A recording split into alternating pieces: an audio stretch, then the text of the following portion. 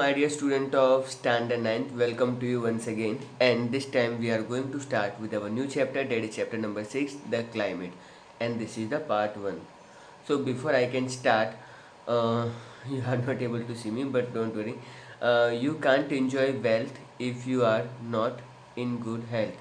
Friends, if you have crores of rupees, but if they all are useless simply because you don't have the good health. Okay, you are planning for somewhere, uh, some European trips, maybe some country, but if you are if and forget it, you don't have any problem related to the money, but since your health is not good, you are not allowed to visit any place. Okay, so this is our chapter, that is climate. Okay, so without any delay, let's begin. Climate is an average of atmospheric condition over a long period.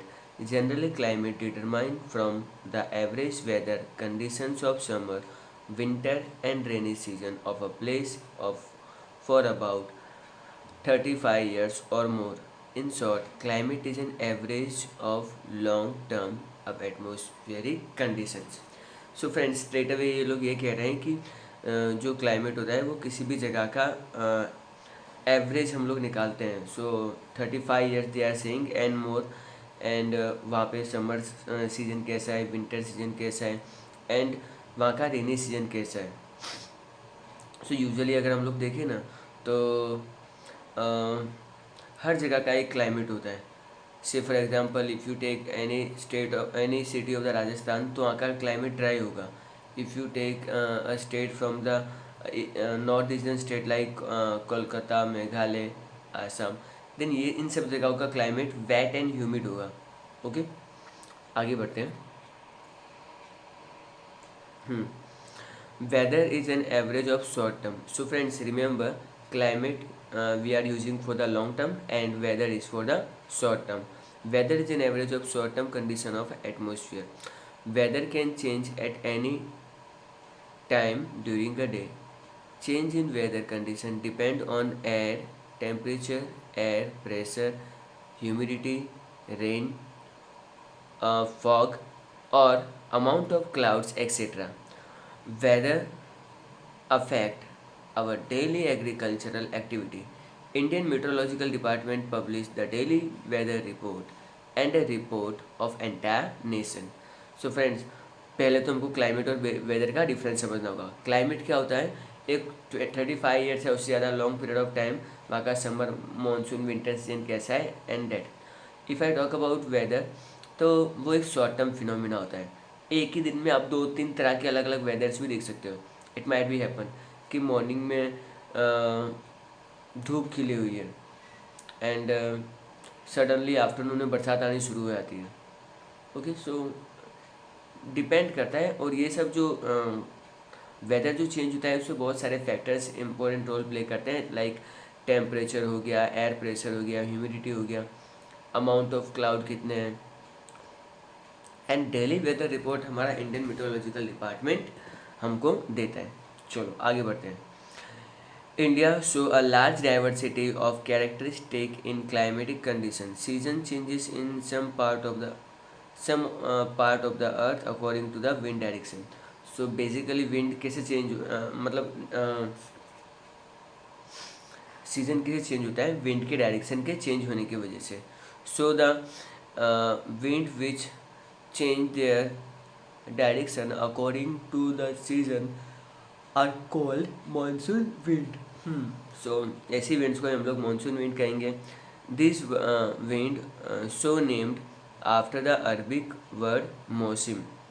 India, Sri Lanka, Bangladesh, Pakistan and Myanmar are Asian country which experience monsoon climate. So friends, ये जो मौसम monsoon word है, जो ये एक Arabic word है मौसम का, एंड ये जितने भी कंट्री है यहाँ पर मानसून टाइप ऑफ क्लाइमेट हमको फील होता है. Okay, now we are going to see the seasonal changes. अब ये सीजन्स कैसे बदलता है? सीजन चेंज होने से पहले आपको अर्थ की पोजीशन समझनी होगी. ठीक है, just a minute. So as you can see हमारी अर्थ ऐसे गोल होनी चाहिए, ठीक है, पर ये थोड़ी सी है ना इस तरह से ये झुकी हुई है। Okay, now you can see this part, this north pole, ये पूरा भी सन के सामने एक्सपोज है एंड ये 6 महीने तक एक्सपोज रहेगा। डेट मीन्स यहाँ पे 6 मंथ्स डे होगा। एंड ये जो साउथ पोल है ना अंटार्कटिका, ये भी सन के शेडो वाली साइड में, जैसे मैं अभी शेडो में जा रहा हूँ। ओके सो ये इस चैप्टर के लिए मुझे थोड़ा स्पेशल इफेक्ट करनी पड़ी, लाइट बंद करके सिर्फ मैं मोबाइल फ़ोन की कैमरा की लाइट पे ही जैसे आप मुझे देख पा रहे हो। अब ये जब पार्ट सन के दूसरी तरफ है तो आप कंटिन्यू 6 महीने यू कैन से डार्क होगा एंड नाइट होगी। ये पार्ट सिर्फ इतने से पार्ट को इफेक्ट करता है बस, बाकी ऊपर है वहाँ पे दिन रात होते रहते हैं। एंड अब मान लो ये पूरा घूम के उस तरफ आ गया, अब जो नॉर्थ पोल पहले डे में था अब वो नाइट में जा चुका है, और जो पार्ट अंटार्कटिका का डार्क पार्ट में था अब वो लाइट में आ चुका है। ओके, सो फ्रेंड्स, इसके अलावा और भी बहुत सारी चीज़ें होती हैं। सन रेज है ना कभी भी सेम अमाउंट में नहीं फॉल होती।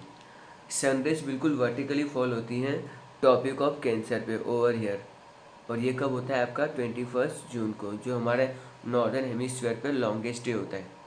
ओके, एंड वही सन रेज बिल्कुल वर्टिकली फॉल हो रही होती है टॉपिक ऑफ कैप्रिकॉर्न पे, इसलिए हमारे यहाँ पे नाइट उस टाइम पे ज़्यादा बड़ी होती है, सबसे बड़ी रात होती है। यू कैन सी जो टॉपिक ऑफ कैंसर 21 जून को बिल्कुल गर्मी में झुलस रहा था, वो 22 दिसंबर आते आते बिल्कुल ऊपर की तरफ चला गया है, इसलिए हमारे यहाँ पे इस दिसंबर के आसपास बहुत ज़्यादा हमको ठंडा मौसम फील होता है। एंड यही जो अर्थ की जो थोड़ा झुकाव है, इसके वजह से ही सीजन्स फॉर्म्ड होते हैं। Revolution of the earth around the sun and her axial tilt are the major reason for the changes in season. So that tilt is the only reason. The axis of the earth is tilted 23.5 degree and make an angle of 66.5 degree with an orbit. Season are caused due to the axial tilt. Regional region receives more sunlight, experience summer, while region receiving less sunlight experience winter. तो common sense वाली बात है, जहाँ पे ज़्यादा sunlight आ रही है वहाँ पे you will find summer season, गर्मियों का मौसम होगा, और जिस पार्ट पे कम लाइट आ रही है तो वहाँ पे विंटर सीजन होगा। Sunrise fall vertically on topic of Capricorn on 22 December on the southern hemisphere and summer and the northern hemisphere winter. Night in India are longer and colder in winter. Similarly, the sun are vertical on topic of Cancer on 21st June and so the days are longer. I hope आपको ये सब कुछ समझ में आ गया होगा। आगे बढ़ते हैं। Now rotation and revolution. Rotation क्या होता है, रिवोल्यूशन क्या होता है? रोटेशन मीन्स जो अर्थ जो एक पूरा चक्कर घूमता है 24 आवर्स में। ओके, एंड रिवोल्यूशन मीन्स जो सन की चारों तरफ रोटेट करता है, सन की चारों तरफ जो मतलब एक सर्कुलर ओवल पैटर्न बनाता है। And it took approximately 1 year. Okay, not approximately exactly but 365 days 0.25।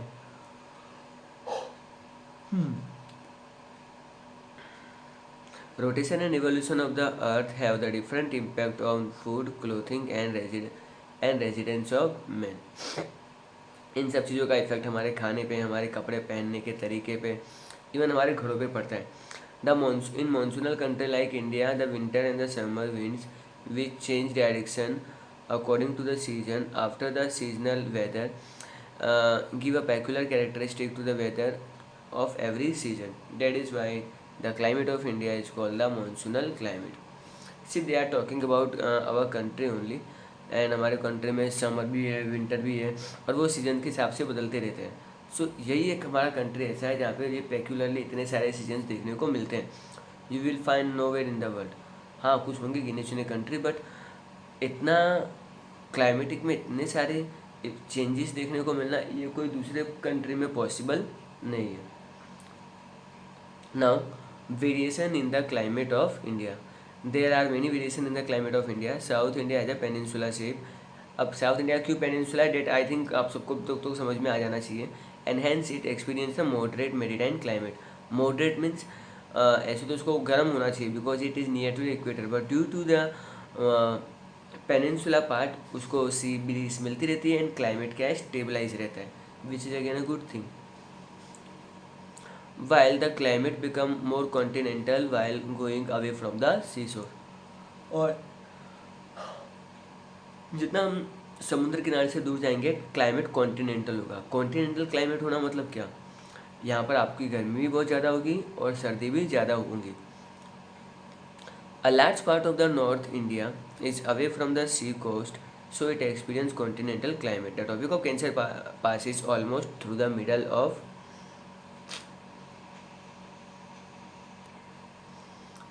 India. Area to the south of it fall in the torrid, while the area of the north it's in the temperate zone. India की अगर बात करें तो India के बीच में से एक centre में से एक लाइन पास होती है, ठीक है, टॉपिक ऑफ कैंसर. उसके नीचे वाले इंडिया को हम लोग टोरिड जोन कहेंगे एंड उसके ऊपर वाले इंडिया को हम लोग टेम्परेट जोन कहेंगे. आई थिंक ये सबको क्लियर होगा. As a result, there is a large difference in the temperature and the rainfall in different parts of the country. For example, temperature in Leh and Dras in north in Kashmir is as low as -45 degrees Celsius during the winter. India में इतने सारे अलग अलग geographical condition है कि इतना सारा हमको वेरिएशन देखने को मिलता है. फॉर एग्जांपल इन लोगों ने पहले कश्मीर के लेह एंड द्रास रीजन्स की बात की है जहाँ पे टेम्परेचर -45 डिग्री सेल्सियस तक कम हो जाता है. And Shri Ganganagar and Alwar in Rajasthan record 51 degree Celsius during the summer. तो during the summer Shri Ganganagar and यहाँ पर कितनी गर्मी पड़ती है ये बताया, 51 degree Celsius. Okay, high temperature during the summer. Similarly, Cherrapunji in Meghalaya in East India gets about 1200 centimeter rainfall annually, which is maximum in the world. So Cherrapunji की बात करें जो मेघालय में आया है, इसमें लगभग 1200 सेंटीमीटर ऑफ रेनफॉल होती है and which is maximum in the world. Maheshwaram, about 16 km away from the Cherrapunji, is famous for receiving maximum rainfall during the 24 hours. In the west, the desert of Rajasthan receive 10 to 12 centimeter rainfall annually. And यहाँ पर राजस्थान की बात करें यहाँ पे मुश्किल से 10 या 12 सेंटीमीटर ही होती है एंड उससे 100 टाइम्स ज़्यादा चेरापूंजी में रेनफॉल होती है. Contradicting climate conditions have seen in our country when one region has devastating flood and while the other faces drought due to the intense heat, scalinity and absence of the rainfall. हमारे country में किसी एक जगह पे ऐसा होता है कि या तो बहुत ज़्यादा फ्लड आ रहा होता है और दूसरी साइड ऐसा होता है कि एक तरफ सूखा पड़ा हुआ है. तो बहुत ही कॉन्ट्राडिक्टिंग है ना, हम लोग मान नहीं सकते इतने अलग अलग क्लाइमेट देखने को मिलते हैं. yesterday it's happened with me when I am leaving the school. At a time usually वहाँ पे बहुत हैवी रेनफॉल हो रही थी and it is continuous heavy rainfall lasted for 45 minutes. लगातार 45 मिनट्स तक बरसात हो रही थी. आई डिसाइडेड कि ये टाइम होगा मैं निकल जाऊँगा.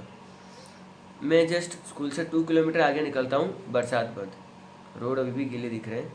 और 2 किलोमीटर आगे निकलता हूँ, रोड पूरे सूखे हैं और धूप निकल गई. सो जो मैं गीला हो गया था घर पहुँचते पहुँचते सूख गया पूरा. एनी हाउ आगे बढ़ते हैं. Some regions facing devastating effect of the thunderstorm, sandstorm, tropical cyclone and seasonal weather has diversified effect. Now we are going to talk about the factor affecting the climate. किसी भी जगह का climate होता है वो किन चीज़ों के कारण अफेक्ट करता है. Okay, that we are going to see. So there are certain factors on the surface of the earth which control and distribute the amount of the elements of the climate and they are called the climatic factor. Following factors affect the climate of India. तो पहला आता है latitude. सी हमारे अर्थ में centre में से 0 degree 1 2 3 4 5 and so on करके 90 degree north pole तक जाता है. सेम वे 1 2 3 डाउन में जाता है एंड नीचे साउथ पोल. तो सिंपल सी बात है, टॉपिक ऑफ कैंसर आता है 23.5 पे, तो वहाँ तक तो टॉरिड जोन है यहाँ पे, मीन्स एक्सट्रीम गर्मी होती है। फिर आप जितना जितना ऊपर जाओगे नॉर्थ पोल की तरफ, उतना उतना मौसम ठंडा होता जाएगा। Got me? ओके, अब थोड़ा पढ़ लेते हैं। Climatic type of the surface of the earth changes according to the latitude of a place concerned. There the distance is about 111 kilometre between two successive latitude. So आपका जो 0 degree to 1 degree होता है उसके बीच का जो distance होता है that is 111. Just highlight this number. Okay, it can be asked anywhere in the objective as well as subjective part. Sunrise fall vertically, अब इस एरिया में सनराइज वर्टिकली आती है over the equatorial region and hence it is very hot throughout the year. India is divided into two zone, in two different climatic condition, territorial zone and temperate zone. चलो अब हम लोग आ जाते हैं distance from the सी। अब ना आपको एक चीज़ दिमाग में याद रखनी है। बिफोर डेट आपको आई वुड लाइक कि एक एक्सपेरिमेंट करो आप, and in that experiment you are suppose to have 2 bowls. आपको 2 बाउल लेने, आई थिंक मैं थोड़ा सा okay. So this is bowl number 1, okay, और you can say bowl A, and this is your bowl B. I am sorry for I am very poor in drawing. अब आपको एक bowl में है ना सॉइल रखनी है और दूसरे बाउल में आपको वाटर रखना है, okay. Just refrigerate them, fridge में रख दो। After half an hour check करने आओ, पानी को आप उंगली डाल के देखोगे ना, टच करके देखोगे, तो आप फील करोगे कि थोड़ा टेम्परेचर ठंडा हुआ, मतलब पानी थोड़ा ठंडा हो रहा है, बट मिट्टी कुछ ज़्यादा ही ठंडी हो गई है, ओके। तो इसका मतलब क्या है कि मिट्टी जल्दी ठंडी होती है। चलो बाहर निकाल दो और आप इसको अब ऊपर टेरेस पे ले जाओ और धूप में रख दो। अब आप आधे घंटे 1 घंटे बाद चेक करोगे ना, तो पानी थोड़ा थोड़ा गर्म हो गया है, पर इतना गर्म नहीं हुआ है, लेकिन मिट्टी गर्म हो गई है। और आधे घंटे बाद जाके देखो तो पानी अब थोड़ा गर्म हो चुका है, लेकिन मिट्टी तो कुछ ज़्यादा ही गर्म हो चुकी है। सो थ्रू दिस एक्टिविटी आपको क्या समझ में आया? वेल ये चीज़ क्लियर है कि जो सॉइल है ना वो जल्दी ठंडी भी होती है, गर्म भी होती है, ओके। से फॉर एग्जांपल मैं एक ड्राइंग ड्रॉ कर रहा हूँ और ये आपका माउंटेन है, ठीक है, और यहाँ से आपके सी शुरू होता है, समुद्र होता है, ओके।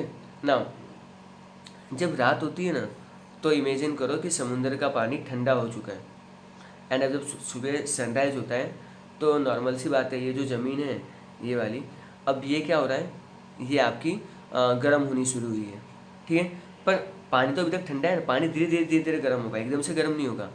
तो अब जो हवा, अब एक बात हमेशा याद रखना, जो एयर है ना वो हमेशा गर्म एयर की तरफ ही भागती है। ठंडी एयर हमेशा, कोल्ड एयर हमेशा गर्म एयर, हॉट एयर की तरफ ही जाएगी। कैसे? Just simply do this experiment, open the fridge. आपको क्या फील होगा? क्या बाहर की हवा अंदर जा रही है या ठंडी हवा बाहर आ रही है? आपको कोल्ड एयर ही बाहर आ रही होगी।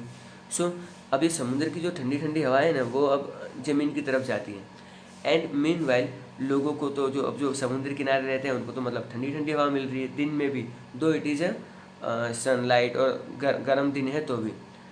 अब बाय द नून 2 o'clock अब समुद्र का पानी भी गर्म हो चुका है, एंड फिर उसके बाद थोड़ी सी टाइम के लिए गर्मी रहती है, बट फिर जब सन का डाउनिंग फेज शुरू होता है तो मिट्टी फटाफट ठंडी हो जाती है, ओके। एंड रात को अब जब मिट्टी ठंडी हो गई तो मिट्टी के ऊपर की हवा यानी लैंड के ऊपर की हवा भी एक तरह से आपकी ठंडी हो चुकी है।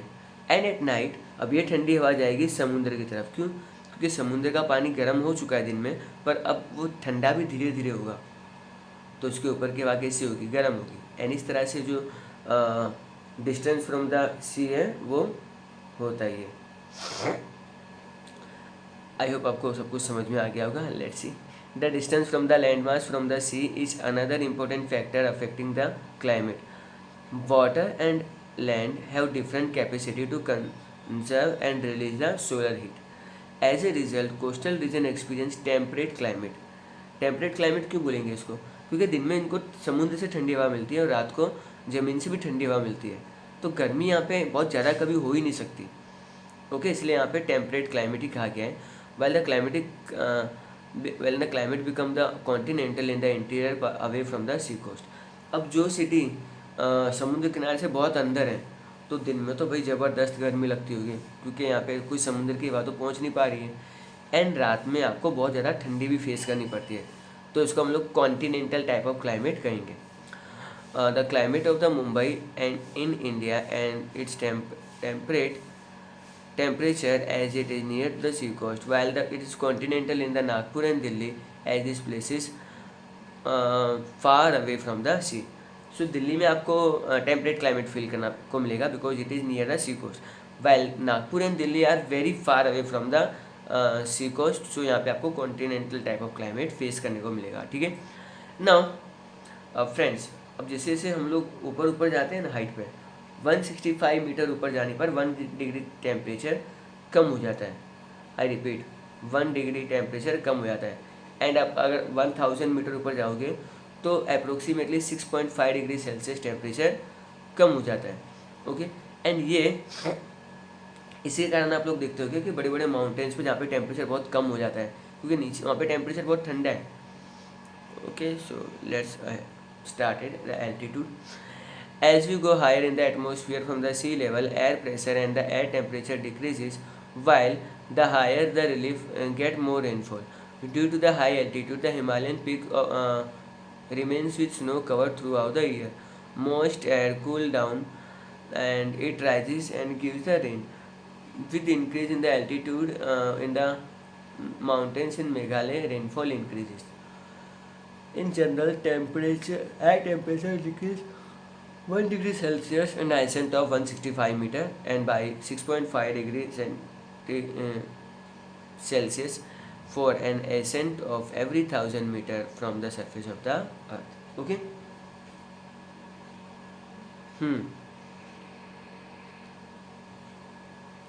So friends, अब हम बात करेंगे atmospheric pressure in India. Now India falls in the path of the north east trade wind and this winds originated from the tropical high pressure belt in the northern hemisphere, and these winds deflect due to the Coriolis forces and blow toward the equator. अब ये Coriolis forces क्या होता है? सी friends, हमारा अर्थ घूमता है, rotate करता है, तो वो जब रोटेट करता है तो उसकी कुछ 1700 किलोमीटर पर आवर की स्पीड होती है। अब जब कोई चीज़ घूमेगी इतनी स्पीड से तो उसके ऊपर की हवा भी घूमेगी। ओके, एंड इसकी वजह से क्या होता है, एक इंडिया नॉर्दर्न हेमिस्फीयर में और एक विंड का डायरेक्शन भी ईस्ट की तरफ फ्लो करता है। Okay, and in past this wind are utilize for the oceanic trade and they are called the trade winds. उसको हम लोग ट्रेड विंड ही कहेंगे, जो नॉर्मल इंडिया के ऊपर फ्लो करती है। As this wind blow over the land masses they contain less moisture. अब जो हवा ये ज़मीन के ऊपर से घूम रही है तो इसके अंदर कोई मॉइस्चर कंटेंट होगा नहीं। मॉइस्चर मीन्स पानी, जब हवा में पानी की मात्रा कितनी है। The Indian Ocean is located in to the south of India. Arabian sea lies to the west and the bay of Bengal is in the east. So ये तो हम सबको पता ही है। Due to the vast water masses the wind passes over them absorb the moisture and bring rain. अब जब ये समुद्र के ऊपर से जब हवा जाती है तो इसके अंदर बहुत सारा मॉइस्चर आ जाता है, जो आपको लास्ट में आपको रेनफॉल देता है। During winter high pressure develop to the north of Himalayas and cold winds from this region blow toward the oceanic area where the low pressure created. During summer, low pressure is created due to the high temperature of the Central Asia and the land masses. At this time, high pressure prevails in the oceanic Indian Ocean, and so wind tend to blow from high pressure over the Indian Ocean to low pressure. एक बात याद रखना, हवा जो है ना हमेशा high pressure से लो प्रेशर पे जाएगी, मीन्स गर्म हवा ठंडी पे जाएगी। तो जहाँ पे हाई प्रेशर यहाँ पे मतलब बहुत गर्मी हो रही है। अब इमेजिन समर सीजन चल रहा है, मई मंथ, और इंडिया के आसपास बहुत ज़्यादा हाई प्रेशर बना हुआ है,